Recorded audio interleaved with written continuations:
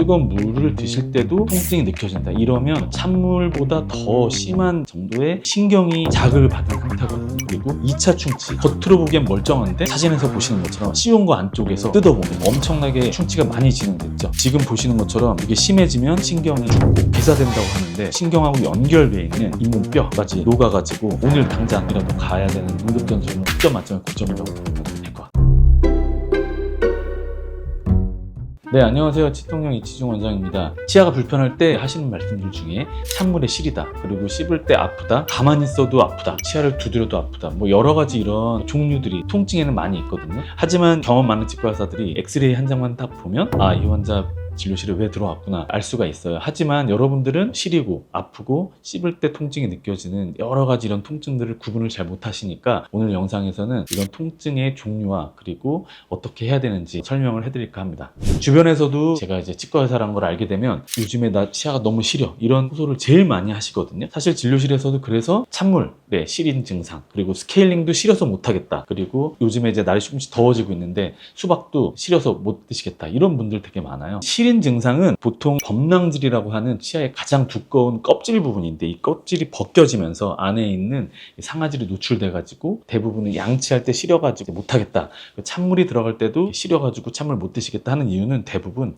이 치아 목 부분이 파여있는 치경부 마모증이라는 것 때문에 생기게 되는 거고요. 점점 더 심해지면 찬물에 노출이 되고 이제 경우에 따라서는 신경치료까지 갈 정도로 심하게 진행되는 경우도 있어요. 60대 후반의 남성인데 엄청나게 치경부 마모증이 이제 심한 경우에 해당되고, 레진이라는 재료로 잘 메꿔주는 치료로만으로도 시린 증상을 많이 회복할 수 있고요. 아주 경미한 경우에는 이 치경부 쪽에 코팅해주는 재료가 있기 때문에 치아 목 부분을 좀 코팅해서 시린 증상들을 막아주는 그런 치료 방법도 있다는 걸 아시면 될 것 같아요.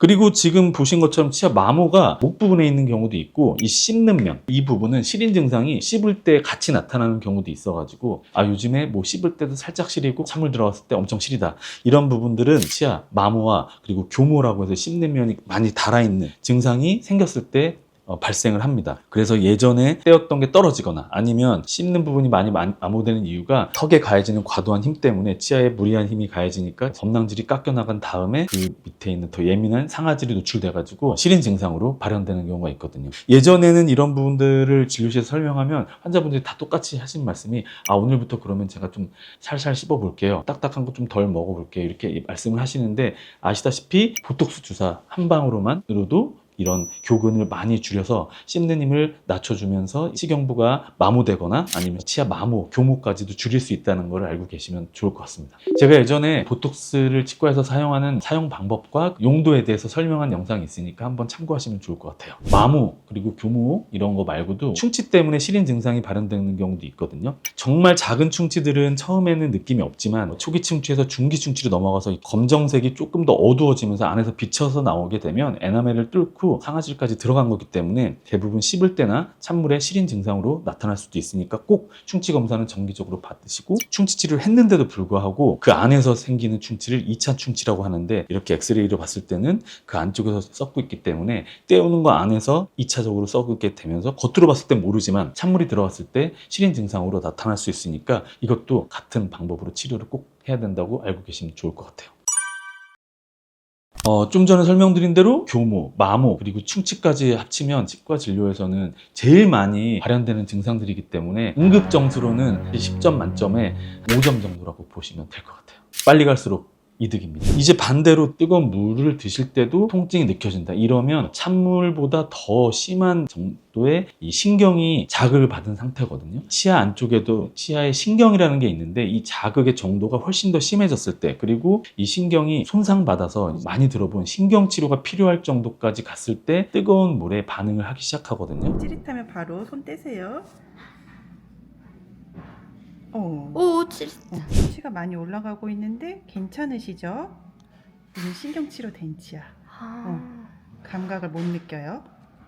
찬물에 느껴지는 것보다 예리하진 않지만 훨씬 더 넓고 그리고 지속 시간이 길거든요. 그게 심해지면 신경이 괴사된다고 하는데 치료 기간도 훨씬 더 길어지니까, 그런 증상이 느껴지셨다 그러면 꼭 가까운 치과에 빨리 방문해서 검사를 받아보시는 게 좋을 것 같아요. 지금 보시는 것도 어금니뿐만 아니라 앞니에도 이렇게 발현되면 진짜 이렇게 두드렸을 때도 아프고, 나중에는 가만히 있었을 때도 약간 치아가 들떠 있다 이런 표현을 하시거든요. 이렇게 심하게 신경괴사가 됐을 때 나타나는 증상이라고 보시면 돼요. 갑작스럽게 발생했다고 느끼시는 분들이 많은데 사실 치아뿐만 아니라 우리 신체 내 장기들도 건강검진을 오랜만에 갔는데 갑작스럽게 신체 내 뭐 대장이나 위 그리고 그 외의 장기들 에도 종양이나 아니면 악성 종양까지도 생기는 거를 알 수 있으시잖아요. 마찬가지로 치과에서도 치아에 있는 신경뿐만 아니라 치아 주변의 조직들이 사실 그 전에 문제가 있었는데 환자가 느끼는 건 한참 뒤에 있는 일이기 때문에 정기적인 검진이 그만큼 중요합니다.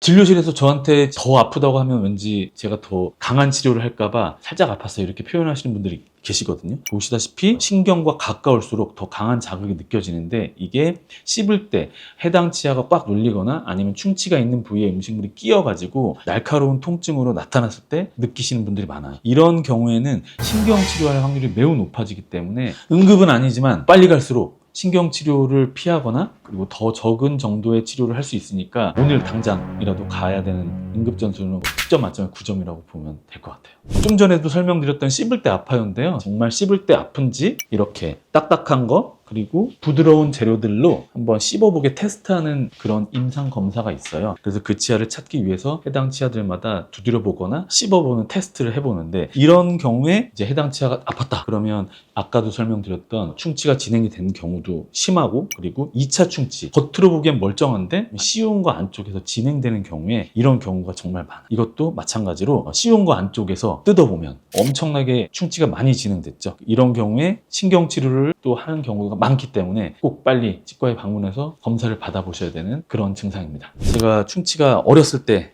있었던 거를 한 3개 정도 치료했던 게 있었는데 사실 작년 연말부터 좀 아파가지고 엑스레이를 몰래 찍어가면서 제가 좀 보다가 같이 일하는 원장님한테 이게 확실히 큰 것 같다라는 의견을 받고 저도 냉정하게 다시 제 엑스레이를 보고 금강걸 확인하고 유치가 아닌 영구치를 처음으로 한번 빼봤습니다. 나이가 있어서 그런지 이렇게 빨리 올 줄 몰랐는데 이번에 설명드릴 치아 증상 중에 씹을 때 아픈 건데 찌릿한 느낌이 조금 다르고요. 그리고 충치하고는 완전히 다른 치아 파절 그리고 크랙이라고도 하고요. 금 같다고도 하고 이런 경우에 진단도 정말 어렵고 예방도 정말 중요한데요. 초기에 생긴 크랙들은 판독하기가 어렵고 그리고 환자들이 항상 느끼는 게 아니다 보니까 대부분 미루다가 증상이 아주 심해진 경우에 내원하는 경우가 많으시거든요. 사실 저도 그렇게 예민한 편은 아닌데 몇 번 느꼈었는데 당연히 진료만 했지 안에서 엑스레이 찍을 생각을 못했다가 안타깝지만 치아를 처음으로 빼봤습니다. 그리고 뺀 치아를 꼭 확인해야 되니까 현미경으로 확대해가지고 봤는데 정말로 이렇게 쩍 하고 갈라진 치아를 보고 마음이 진짜 아팠네요. 이제 임플란트를 해야죠. 보시는 것처럼 앞니 쪽에도 발생하는 크랙도 있고요. 작은 어금니에도 한국인들은 정말 많이 발생하고요. 이런 크랙들은 이 사진에서 보시는 것처럼 정말 딱 봐도 와 쪼개졌네 이렇게 보이는 경우도 있지만 아까도 설명드렸듯이 눈에도 잘 안 보이고 엑스레이에도 판독이 어렵기 때문에 경험이 많은 치과 의사가 꼭 보고 여러 가지 턱 모양 그리고 해당 치아들의 관계 그리고 얼굴 모양 그 전에 치료했던 여러 가지 흔적들을 종합적으로 고려해서 진단하게 되거든요. 그러면 거기에 따라서 치료 방법이 정말 달라지니까 빨리 치과에 내원하시는 게 좋습니다.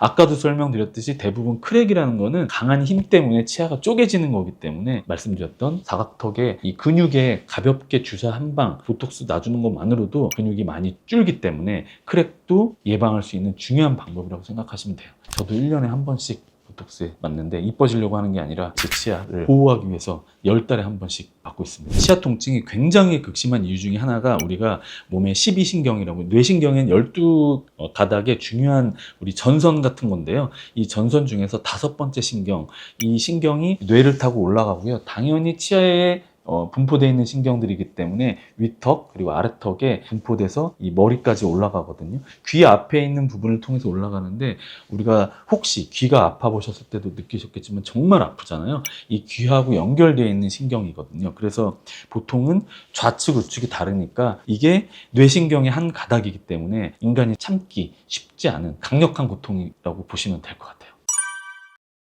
치과에서 발생하는 여러 가지 통증들의 종류에 대해서 설명해 드렸는데요. 사실 말로만 이렇게 듣고 스스로 진단하는 거는 굉장히 위험한 거고요. 또 잘못된 진단을 했을 때 더 큰 문제가 생길 수 있으니까 지금 말씀드렸던 증상들이 있다 그러면 꼭 정기적으로 치과에 방문하시고 빨리 치과에 가보셔가지고 더 일이 커지는 거를 미연에 방지하셔서 더 건강한 치아 관리하시길 바라겠습니다. 다음에 또 좋은 영상으로 찾아뵙겠습니다. 감사합니다.